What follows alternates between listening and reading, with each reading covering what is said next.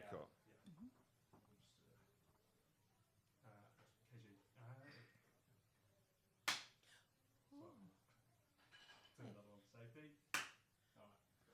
I just peed myself a little. For safety. Tell them to keep it down.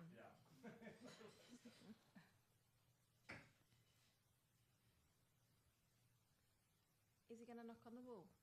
Do you know the first thing on our one last night it says? It's me going, we're live. Mind you, we can cut this, can't we? I guess we can go because we are recording. Hello. Welcome to the long-anticipated next instalment of The Real Poker Girls of London. It's been a while. Have you missed us? If you haven't, what? Of course you should have done. It's been a while since we've been on air, and we are delighted to be back and in your loggles.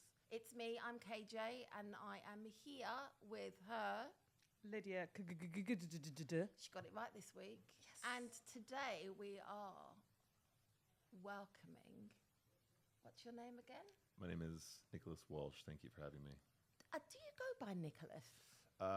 Sometimes. I think most people know me by Nick Walsh because my handles are at Nick Walsh TV, and that's how most people refer to me. So, yeah. I call you something very, very different. That's fine. But yes, it's Nicholas Walsh, and we're going to be grilling him and asking him questions that he's probably never been asked before on any podcast or in any interview. And let's see if we can make him blush. No. Well, maybe a little bit. I think I'm already blushing right now. I'm not sure. Sorry, my hands are above the table. I mean, I'm just keeping them up there.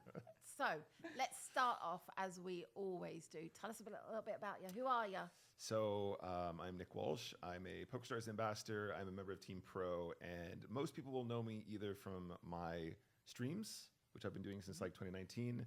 I'm kind of like the spin and go guy. If you guys enjoy spin and goes online, that's kind of my thing. But probably better known for my work with the European Poker Tour, James Hartigan, Joe Stapleton, the PokerStars TV team, doing commentary for stuff like EPT, APPT, PokerStars Opens, all that kind of jazz. If it's PokerStars related, I've probably talked about it before. Fabulous. I'm going to start there. How did PokerStars happen? So PokerStars happened, first of all, because I have been on PokerStars forever and ever and ever, right? I've been playing poker, since I was 18. And at some point, I decided I wanted to take poker more seriously. And so I kind of decided to eventually take the leap into playing full-time. So I was playing full-time poker for a couple of years when a friend suggested we should start streaming this. Streaming is a thing now, right? Like Twitch, YouTube, streaming was kind of booming at the time. And a friend said we should get on there and we should stream and we should make content. And wouldn't it be really cool if PokerStars was like, hey, we really like you guys. Do you want a job? And everyone thought we were crazy. And then we did it. And then we got a job. And so since 2019, I've been an ambassador for PokerStars. Originally doing Power Up Poker. You'll remember Power Up. Yeah. It was a very weird game that Stars kind of invented, which that actually I think was probably very cool. Just didn't land on the audience quite right. And then after that, I just carried on playing the games that I enjoyed, which were kind of spin and goes and fast formats of poker. And ever since then, yeah, I've been talking about poker, making content, got to hang out with you a bunch now. Other, PokerStars and I haven't ambassador. sent you the bill yet. I thought this was partial payment coming on here. Yeah, no. It's a long bill. Oh, I'm knocking things anyway. You spoke about spin and goes then. Mm-hmm. Last year you did your spin and go challenge. Yes, I did, yeah. Tell us a little bit about that and how it went. So last year, I wanted to do some sort of a spin and go quote unquote challenge where I set myself a volume target. I wanted to play a certain amount of poker. And actually it coincided very nicely, completely by accident, I should say, with the Spin and Go merge, where PokerStars basically took their product, Spin and Go Flash, and regular speed Spin and Goes, the really fast version and the super, super fast version, and they merged the two. And I sort of said, this would be a good time to do a bit of an experiment. So let's play the new game. Let's see what's possible. Let's see what the numbers look like. So I set myself a target of $50,000 to play volume. And I played that at the $10 stake. So that was 5,000 games. And I think I ended up making 1.5%, 2% or something like that, Nice. which in spin and goes is very good, especially when you realize how much faster the games are now, like maybe 3 times as fast as they were before or something like that. But Yeah, I mean, it was fun. I do kind of cringe when I hear the word challenge, though, because spin and go players of any caliber who take the game seriously, 5,000 spin and goes isn't very much. No. It was definitely challenge KJ. You like your. You love a spin, yeah. You love a spin. But yeah, Nobody knows that. when I called it a challenge, I knew I was going to be like, in Called trouble out with someone. on it. Yeah, because like, when I was playing spin and goes full time, I was playing like 200 or 300 a day. So I would have nuked that challenge immediately if I was kind of in that zone, like when I was really in my peak grind status. But yeah, this coming year, I hope to have a bigger number and go for more numbers and see what we can do. Nice. I do like a spin and go. We're talking about PokerStars spin and goes, obviously, and it took a little while for me to adjust to the new format. It's hard, yeah. It is hard. But when you get the multiples, then it puts you a little bit back into the comfort zone because you've got the higher chip stack and stuff. You don't play spin and goes, do you? Occasionally. Do you? I love a little spin and go. I think if I'm on the train and trying to kill some time and stuff like that, then And actually, what was funny about that, Kerry, you mentioned about the bigger multipliers being a slower structure, right? Because that's the idea. The merge was the idea we're going to play the lower multipliers faster, and then as soon as you get to some of the higher stuff, it's going to be more like a normal spin and go the way it was before. And I think one of the reasons why I succeeded in this challenge was because my performance in the slower, deeper version, which is what I specialized in before, was like absurd, right? I was probably running really good, but I think I kept track of any multiplier that was a 10x multiplier or higher, and I won like 60% of them or something like that. So that definitely helped me to get that bit over expectation, I think. Yeah, I would say that I am less successful on this format than I used to be. I think everyone is to a certain degree. I mean, but that's not to say. It's painful. I think it impacts on everyone because there's just fewer chips to win, first of all, and then one mistake or one bad flip, and you need to come back a long way, right? Because you're very quickly at a super short stack depth. But if you're in a 10x multiplier, that's basically reg speed. You can make a mistake heads up and still kind of have chips to recover and so on and so forth. So learning how to adjust for the speed you play at is also really important in those two. So if the 2x multiplier is there, you can usually sort of go more push-fold than you would do, because if you have a longer game, you can afford to, same in tournaments, right? If you have a much longer structure, you can afford to be like, I think maybe limping is going to outperform here. But if you limp and then 2 blind levels go away, then after that hand, it might be a spot where you probably should have just gone for it. I always have you in my head, and I don't know where I picked this up from.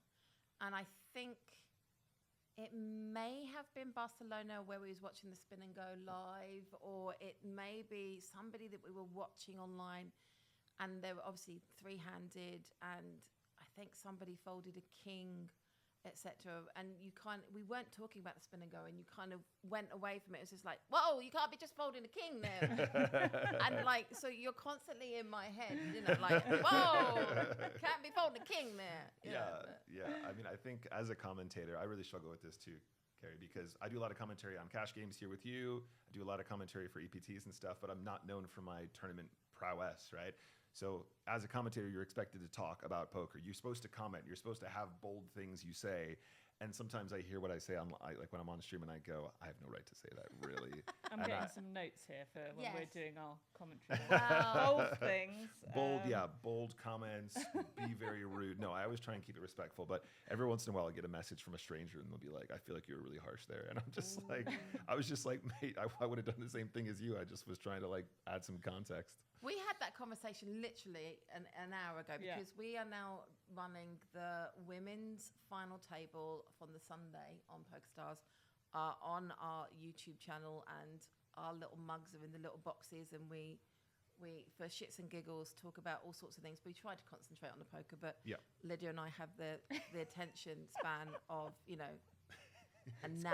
Squirrel. Yeah, so if pocket deuces come up, we just stop talking. And now because she's got a thing about pocket fours, that's it. We just stop talking and we're just intently watching what happens. But we've kind of gone into the mode of, because we want to use it as a coaching, because there's everybody is learning poker or studying. I don't have this as a tangible, factual number. People believe that women study less than men. I don't buy into that. I don't buy that for 1 second. But there are less opportunities for to see women play against women. And so that's why I've, made a pact to really concentrate on that. But we were saying we've kind of fallen into the element where we'll say, I'm not sure I would have played that way and explained why. Yeah. But sometimes I'm the same. We'll say something and I'm like, well, because you can't. We were talking about one last night, and it was very visible that somebody was playing against somebody because it was the player, and they came into the chat and said that because of what had happened on the tables earlier. But that was visible. But in the moment, you possibly don't recognize that. Absolutely, yeah. And that happens all the time, right? So you'll go, well, this is way out of the box. This is getting really out of line. But you're always talking from sort of like I don't even want to use the word GTO here, but you're going, this is unconventional, even if you're not really going to be strictly GTO here or something like that, right? And then you go talk to the person and they'll be like, that guy played 99% VPIP and you joined right at that one hand and you saw that one hand. I'm like, yeah, I know, I get that, but yeah, you just have to work with what you got. And at the end of the day, commentary is just a game of just, it's say what you see. That's what you got to say. And if that's the way you see it, that's your perspective from the time. Yeah. So.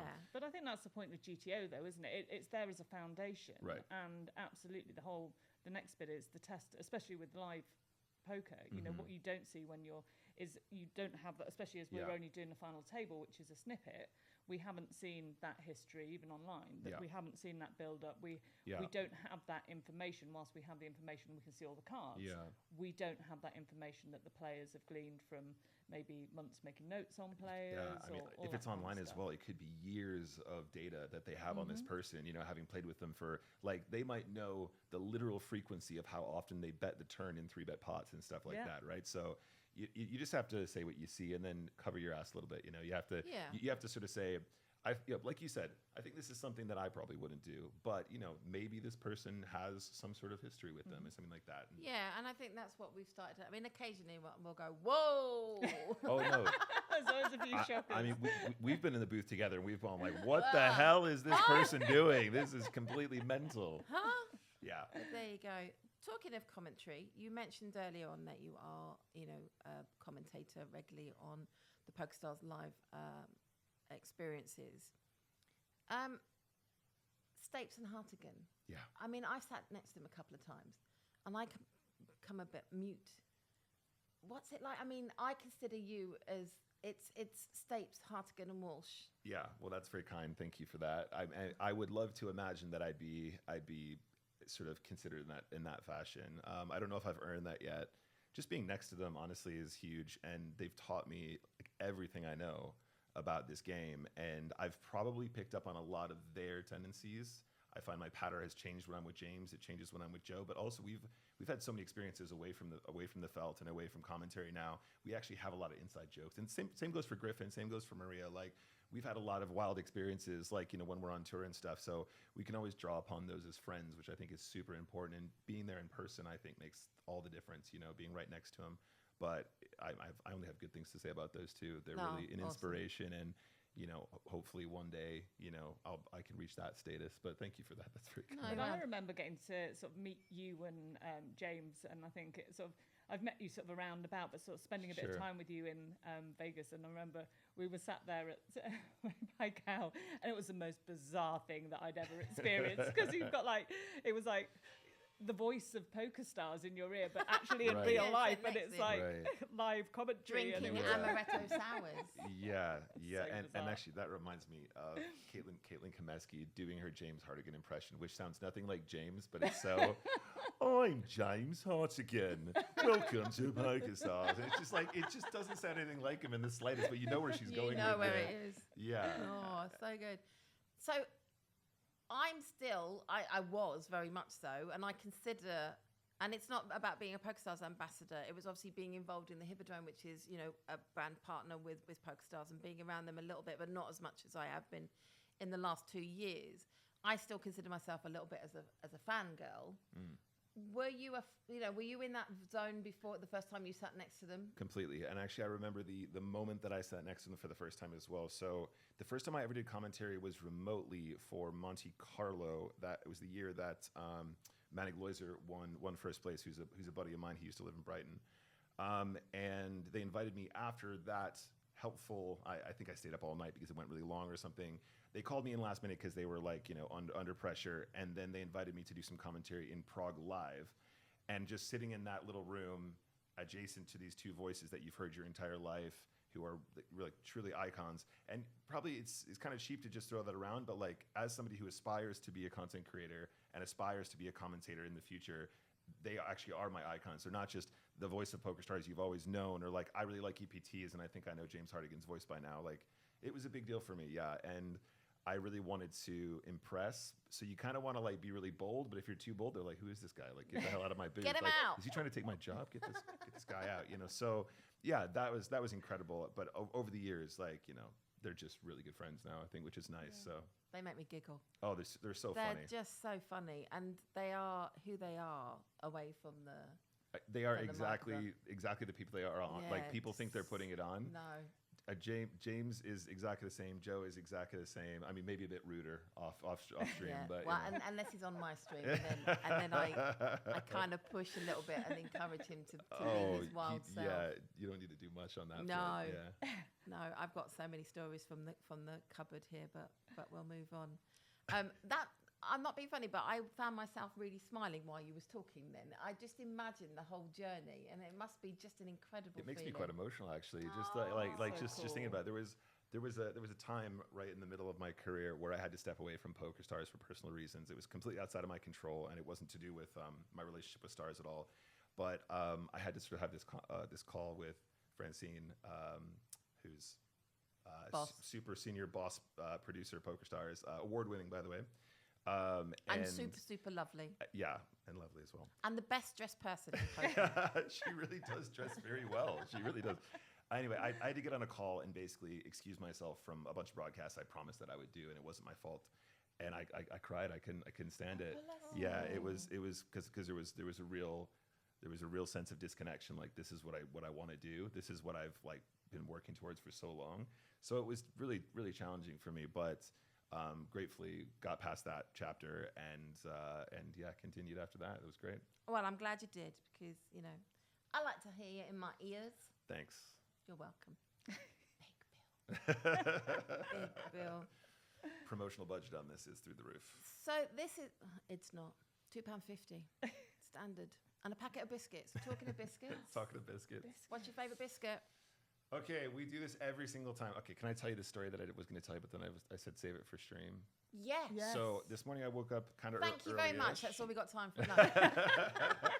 This morning I woke up in Brighton, and I was very excited to come down, and I wanted to get here early and play cash and all that stuff. So I got to Brighton Station, and I had about 15 minutes before my train, and I went, I really want to buy Kerry a present for this so I can bring her something. And I was trying to think of what I would buy you. So I was in M&S in Brighton Station, and I went, I should buy her biscuits. We always talk about biscuits on stream. And then I couldn't remember. I have this memory of you going, I always talk about biscuits on stream, but I don't eat them. So then I was like, should I bring her a pack of bourbons? And I went, am I going to show up? She's going to go, I don't eat these things. So I didn't buy them in the end, but I really wanted to bring you something like that. But it's a thought that counts. I couldn't remember which biscuit was your favorite. And I feel like it was always bourbons or something. Was that the one? Do you eat biscuits? I don't She eat doesn't really eat biscuits. I'll eat. I like a white chocolate chunk cookie. Oh, that was an option. And the thing is, I thought you was going down the route of Percy Pigs, and I was getting super excited. Oh, no. I am an absolute Percy Pig thing. Or what are they called? Harry Hippo. In Colin the other Caterpillars. They don't know. I know. They're not the same as Percy Isn't Pigs. Colin the Caterpillar a cake? He's a cake. No, they do. Colin Jones. Yeah, but they're not the same. Percy Pigs. I got Speaking a little. of pigs, though. Oh yes. Where is the pig? So the pig. I asked the same question. Pork crackling. Oh no. Oh no. What happened? Oh. What happened? So apparently, the pig got kicked, but it's in rehab, and it will be coming back, but it is in rehab. Oh my. I don't know about the pig yet. So, Lydia, as you know, is a pig farmer. Of course. Yep. And that's it. No, the original story comes from the Real Poker Girls in Las Vegas. Mm-hmm. So they have a pig on when they do their stream and when they do their podcast, and it's always there. And the story goes, and you have to keep me honest here. They were playing in a tournament at a Vegas casino, and they were awarded. Somebody won, and they were awarded a trophy. Yeah. And then once the photos were taken, they took the trophy off them and said, "Oh no, it's just for photos only." Oh. Brutal. Very because brutal. it's not about the money, it's not about the win, it's about the doorstopper. Oh, sorry, yes, the trophy. And so then they introduced a pig, as in they awarded themselves a pig, and the pig was in the podcast. I love that. It was like a porcelain pig or like a. I don't think a little China porcelain. pig. Ours is porcelain. Is it, well, ours. Or it Well, was, yeah. Well, it the was. thing is it's not. I see where you're going with this. It's not now. It's not ours. Oh, it's theirs. No. It's her husband's, and he doesn't know that we had it. It's Dom's pig. It's Tom's pig. It's Dom's pig, and that's not a euphemism. Dom, I'm not involved with this, buddy. Don't look at me. But it is coming back. Okay. It just needs It's gone to rehab. It just needs a bit of time, and it will be back. I don't even know how it could go. Wasn't it in a drawer? I don't know. Well, I mean, we made a little sty and put some hay, and and a little trough. But the best bit is that when said pig kicker came clean, that they were really worried that it was like an expensive pig. And I was like, no, it's a Percy Pig piggy bank. You can probably get one on Vinted. Oh, I would have said it is vintage. It's a one of a kind. Well, it might, because it has got the crown on it. So I did have a little. Oh, it might be a limited edition. I think it might be a limited edition. Crown. It had a crown. I know, and It has a crown on the side of it. Kerry always plays with the crown. Yeah. Slay Queen. Does that mean that I'm Queen Pig again? I think it's. I'm trying to think of pigicide, Yes. Swinecide. Oh, yes. Instead of homicide. What? I got that bit. Oh, okay. Sometimes I just don't know. Porkicide. I look at her. There's just a blank. I look blank. I'm just like, do I need to explain this one? You do sometimes. Sometimes. So now we're going to do a little quick fire. Okay. We ask everybody this Okay. line of questions. Okay. They're not too much. However, sometimes I go off-piste. Sometimes. And because I consider you as a friend. Yeah. Which you should. I consider us friends. I actually do. See, I go off-piste. I do actually consider you as one of my close circle of friends. I feel exactly the same way. No. I mean, yeah. You consider yourself as one of my close circle of friends. Well, I wouldn't like to assume that part, but I would consider you a part of my close circle of friends. Yeah, you can never assume the former. No, the latter you can. I'm allowed to say because that's my decision. Oh, okay. Well, I'll be the judge of that. Okay. No. You can't be the judge of my close circle of friends. I certainly I'm telling can. you are. Do you know who I am? Yeah, exactly.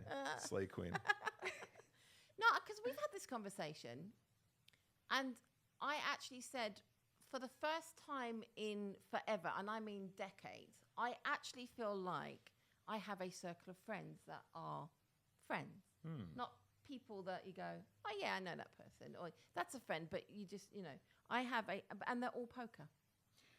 Do you think the reason for the time before that was because of your work literally in the industry? Because I used to work in a casino, and that was for a relatively short amount of time, but it was quite isolating at times because your friends were people that you worked with, but again, maybe just colleagues and not friends. And then everyone else you didn't see because you were always working nights all the time, and you just didn't get a chance to actually hang out with them much. No, I think it's because everyone thinks I'm a bitch. No comment. Right, but once you get to know me, I mean, I call it as it is. I just, I am really lovely. I buy homeless people soup all the time. Wow. I do. Do they want soup? I normally find that the guy down at Embankment wants a slice of Greg's pepperoni pizza. Oh, okay. And there are other pepperoni pizzas out there if you're wondering. I mean, I buy blankets in the winter.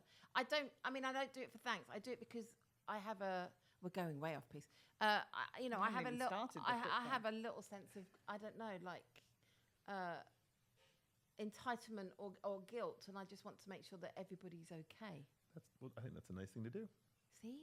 You do look after people. Yeah. I try. Like your fat fingers the other day, and you gave away an extra ticket. Oh, so I was giving away some tickets to a poker competition that's coming up, a live one. And while I was sticking, and it was like a draw, so everyone had to put their names in. And then I was, you do the random name thing on the phone. And as I was putting all the names in, my fat fingers set the wheel off. And I hadn't finished putting the names in. Oh. And somebody's name came up. But it was at 11:55, and the draw wasn't until after midday. So I took that aside and then finished putting the names in and then did the draw and the two names that came up. And then I just had this sense of, maybe I ruined their juju and they couldn't win because they came up beforehand. Yeah. So you gave him a ticket anyway? I gave him a ticket anyway. Good on you. That's nice. I was like, my fat fingers. I reckon nice. I don't know about bad juju for them, but it's good juju for you to do that. I'm all about the karma. But I actually wrote, my fat fingers did this, so I didn't want to ruin your juju. Didn't want to have the guilt of, the juju. And she said, I love your fat fingers. When you win this game, though, that will be your... Oh, yeah. That'd be nice. That'd be nice. I don't mind not winning. And I mean that. I must be the only poker person that, and I always say that poker is the only game you play, you win lots of money, and if you don't win, you'll still walk away feeling sad. If I make FT and I've got money, I'm really quite happy. I feel like that's more of an MTT grinders mentality. I feel like cash grinders don't feel that way as often because it was a profitable session. It could have been better, but it wasn't, and that's it. I think MTTs are just that specific kind of sadness where you go, I've come third like 4 times now and I can't finish it. It's so frustrating. It's so sad. Tournament poker makes me very sad at times. I just want a spade. Do you know how close I've been like last year to a spade? I came 16th. I know, that's why you don't care. I came 16th in the Sunday Million anniversary, and first place was $1 million, and that was a real close call. I know, $1 million. Couldn't believe it. PokerStars got 1 million. I saw the post followers. Oh really? Yeah, they did a big post about it. Breaking news. 1 million. There you go. Are you going to do your quick fire? Yes, I hear. Top Trump Poker. Here we go. No off-piste. Here we go. Who have you asked in the poker world to have a photo with?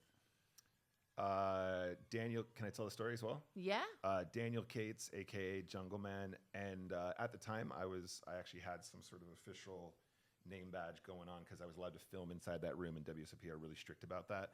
So he saw my badge and he looked at me, and we took the picture. And then afterwards he went, okay, who is this for? As in, like, what publication is this meant to be for? Oh, wow. And then I found out afterwards he does not do photos with people like fans or anything like that. And it was when you go back and look at the picture, I couldn't even post it because he was looking at me like, who the hell is this guy? Did you admit it was for you? I told him afterwards, and then the look of disgust on his face, like, oh, I've just broken my rule because I thought you were with like poker news or something. Oh, wowzers. Yeah. Oh, I'll be posting that all over the place. Love that. Who haven't you asked for a photo with? Good question. Who I would like to, or like? No, let's say that you've been, and you must be in an arena with some names, and this is going to make you feel really awkward now. I tell you what. The opportunity, but you'd like to. So when I went on my first ever PokerStars trip in 2019, which was the same year that I signed up, that was basically just like me joining the team. So I went to the Bahamas. That was the PSPC, I believe. And at the time, Daniel Grande was walking around. Daniel Grande was still with PokerStars at the time. And I kind of wish I had asked him, because I think that was the last time I saw him face to face. And that would have been a nice thing to do. But also, in my mind, I was like, I'll catch him another time. It's cool. We're Team Pro now. So, like, sure, I'll get another opportunity. Fair point. Yeah. You've got time. Vegas in the summer? Yeah, potentially, yeah. Who is the person that you are most proud to have won a pot from? Oh, my gosh. That is a great question. That's his staller. He does that on stream. If somebody asks him a question, he'll come back. That is a great question. He goes, that's a great question. And it's giving him time to think of the answer.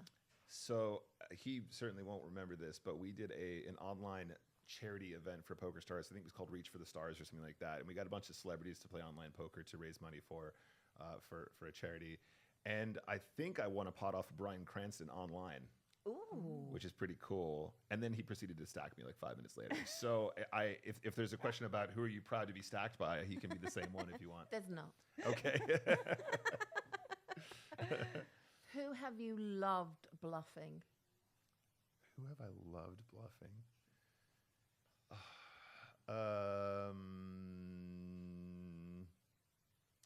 I'm not sure. I'm not sure if I have any. I'm not sure if I've ever successfully bluffed anyone. Now you say that out loud. I call that bluff. You must have done. No, I hear you, Nick. I don't bluff. you know, I'm trying to think of something funny to say in lieu of having a good answer. I'm waiting for her to drop the mic. There's a chance that I bluffed another member of Team Pro, but now I think about it, I'm not sure if I've ever successfully done that. Okay. We'll get it out of him and we'll post it in the comments. As the worst poker player on Team Pro, that's probably true. You gave me a piece of advice way back. We were at Red Bull in their headquarters, playing in this most amazing arena with all of their championship cars, and it was a invitational. I don't know if it was content creators or influencers. It was all sorts, yeah. It was all sorts, and it was the best night. And there was 12 tables, and there was a bounty on each table. There was myself, there was yourself, Tonka was there, Lex was there, GJ was there. We were all there was lots of us, and I kept trying to lose. I had a bounty on my head. This was before I was involved as much as I am now. And I had a bounty on my head. And I literally kept trying to lose. And I would play like 9 deuce off. And it would come down 9 deuce. Anyway, we had a little bit of a break. And I was like, oh, I'm trying to lose. And I got told that the final table already had 5 people on it, and they were all the PokerStars pros. And I'm like, okay, well, now I'm going to have to go and try and play. Anyway, I did make it, and I won my table. Sat down at the table, and you were to my left, and I said to you, so this is when we lose now, because, of course, somebody in the Invitational needs to win. And Nick's response to me was, why would you ever play a poker tournament where you intend to lose? Go for the win. I was still very young in my PokerStars career at that time. He was also a little inebriated, but that doesn't sound like me at all. I think that's fair. So I went on and won it. That's what I was going to say. Is that the one you got the red spade? It's a red spade, and I don't know if I really naffed people off by doing it. But No. I think there are certain events where you participate and probably you splash around a lot, just have fun with it. But I think that was a fair shot. Actually, going back to that, there's a chance I might have bluffed Tej on that final table. Oh, I was going to say, is that the one you were heads up with my hubby? Yeah, so there's a chance I might have got one past him if you want to go back to the previous question. But it didn't spring to mind, so I'm not sure if I can say super proud. My second funniest story, I've got 3 from that. My second funniest story from that is that I didn't sit down until most people had sat down, and I moved over to the table, and Tej, my other half, was very inebriated. And they went, this is the final table. And I just looked at him and went, yes, I know. And I sat down. And then he's just like, oh, duh. And then, so we ended up being heads up. I remember this. And literally the first hand, he just didn't believe me. And I had jacks and he had king, queen, and it went all in. And, and he still sits there. And the red spade is in our lounge on a windowsill, right opposite where he sits to watch TV. It's like literally next to the TV. You cooked him. Brilliant. Yeah. It was so funny. Anyway, we get back to it. And then best poker experience. My best poker experience, I use this one a lot, but this is actually true. So Barcelona 2022, I believe it was, Giuliano Bendinelli, a.k.a. Flexinelli. If you guys haven't seen the story, it's great. He went on to win it that year, but the commentary that we did that year was so special because, again, I really felt like we were kind of back in business to a certain degree, back on the live scene. The building itself got struck by lightning and we lost power, and then the production team still managed to piece it together like flawlessly. And when I say the power went out, I mean the entire building went black. 3 players were all in on the final table, and they were filming it with smartphones. They were illuminating the table with smartphones. Anyway, the poker, the dynamics between the players, the comebacks, the hero calls. Bendinelli basically doing the whole, my family's worth 30 million, I'm not going to do a deal with you and all this stuff. That's how we got the name Flexinelli. For me, that was like everything about, it was kind of like all the best bits of my poker career so far, like working with people that I really respect. Incredible poker, just really like shocking. I think Giuliano came back from 1 big blind to win that event for like 1.2 million or whatever it was, or 2, or I can't remember what the size was, but that was probably my favorite poker moment. That's a good one. That's really cool. That's a really good one. Side question now, and then we'll come to the last one. Yeah. Do you study the players in terms of names and like on-screen names and, you know, remembering their results and their achievements? Yeah, so I would love to say yes, but basically, but that's not out of disrespect. I would love to do more of that, but I am in a situation where I work with James Hartigan, who is the font of all memory and knowledge in poker. So crazy. if there was ever a moment for me to shine, he would beat me to it every single time. And therefore, you know, like when you're given too many things in life and you get a bit lazy, you know what I mean? Like that's like me. I've always just had James to go, that was 2023, and I go, he won something. It was October of 2022, and you're like, great, okay, cool. Well, I remember that. I don't remember that because I've just been spoiled for so long. But on top of that as well, our productions team, we arrive. Hey Nick, how you doing? Here's your paperwork, and I've got so much amazing information, personal, you know, like historical analysis, all that kind of stuff. Do you not get that? I've never been given a piece of paper. I just have to make shit up. I'm just sitting there going, that's a nice move. But the production team makes us look really good. But over the years, I try and remember more, but my memory is not as good. And like I said, if I was going to challenge myself, James just always beats me to it anyway. So there's not any reason for me to retain the information for long enough. Well, you come across as if you know it all. Yeah, Who exactly. wins in the Harry Potter quiz knowledge? Oh, I cook in that for sure. There you go. I do this with a member of our PR team, Lizzie. She's a big Harry Potter fan, and we have Harry Potter offs, and yeah, absolutely. You win. So what house am I? You were Ravenclaw. Oh, you remembered. Of course. Do you know what house you are? Well, I've done those little quiz things that you can do. So yeah, that was one of those blank face moments. By the way. by those random quizzes that come up on Gryffindor. See, I was so. What are you, Gryffindor? Are you? I was Ravenclaw. You were Ravenclaw as well. Yeah. Oh no, I don't mind being part of Ravenclaw. Ravenclaw's cool as long as you're not Hufflepuff. You're safe. It's cool. Why in the Hufflepuff? Come on, we all know about Hufflepuff chat. Come on. Okay. All right. Oh, I don't feel so bad about being Ravenclaw.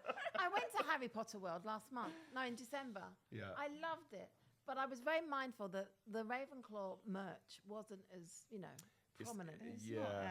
No, I think it's Gryffindor or Slytherin, isn't it? Yeah. Yeah, but then everyone who's in Slytherin, they all think they're kind of bad boy. You know, they all think they're kind of like edgy. They smell, mostly boys.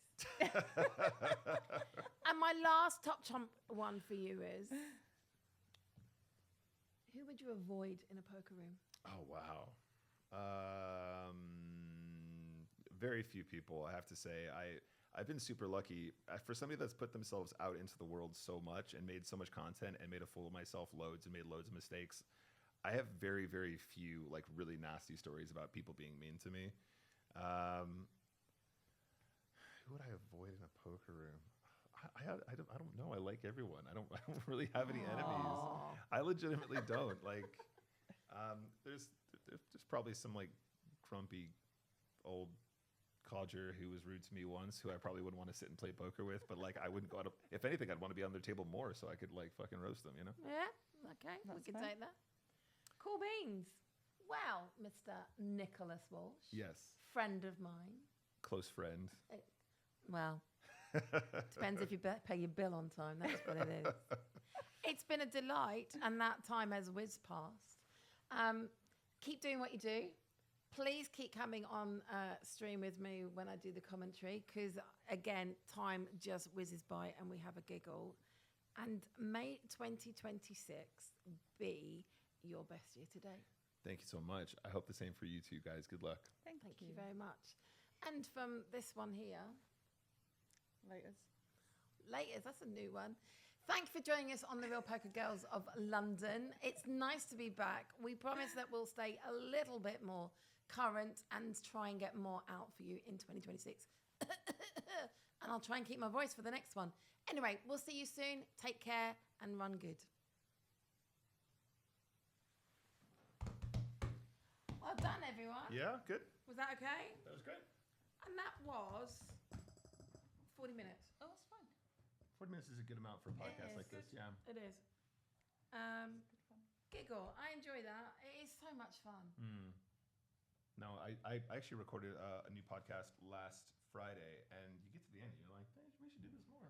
Yeah, it is fun. We should. We need to try. Like it. But it's a lot of work for Fred. Were you listening? I can just about hear you. Did you break the pig?